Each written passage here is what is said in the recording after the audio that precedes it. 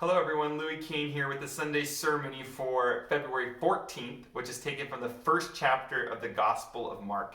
And in this passage we have the story of a leper who is made clean. And the passage gives very little description of who this leper was, but while I was pondering it, I just kept on thinking, who was this leper? Why was he drawn to Jesus? What did he see in Jesus that allowed him to go to Jesus so boldly, to be asked to be made clean? And while I was reflecting on this, I just get the sense of how much this leper knew his ultimate need for Jesus, knew his need for God, how he was begging God to heal him. He knew his position as one of misery, as one of lowliness, as one of needing God. And I kind of like the image that came to mind was how a plant that is sun deprived, right? Like reaches up to the sun when it's finally exposed, like sun, come and nourish me, right? And when you leave a plant like only one side of the plant in the sun for a long time, it like grows towards the sun. Like it's just so drawn towards the sun that it knows that it needs the sun to sustain it.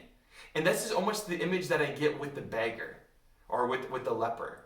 That he knows that he needs a savior. He needs a physician. He needs a divine physician. And he's so drawn to this in Jesus. That he knows that he is incapable within himself to heal himself. And I think that this is true for all of us, that we are too in need of a divine physician. We are too incapable of doing life without God. And yet so often we do not ache towards Jesus. We're not drawn towards Jesus in the way that this leper is. That we almost try to fix ourselves. Whether it's a sin in our life, whether it's just hard things going on in our life, maybe it's past wounds or past hurts, whatever, we try to do it on ourselves instead of this boldly going to God, the divine physician who longs to heal us and transform us, to make us new. And this leper asked the question to Jesus, if you will it, you can make me clean. And then immediately Jesus responds with, I will it, be made clean.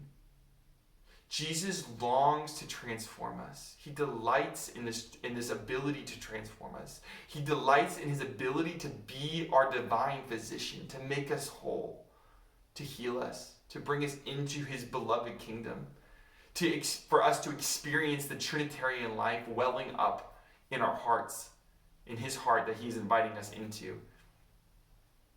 And he desires this for us. But we have to be like the leper.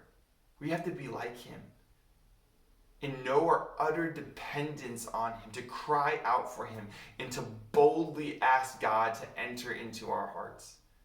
Because then he'll come. He'll probably come in a simple way. He'll probably come in a humble and a meek way. But he does in fact come. Are you willing to receive Jesus anew in your heart? From all of us at St. John the Evangelist, God bless.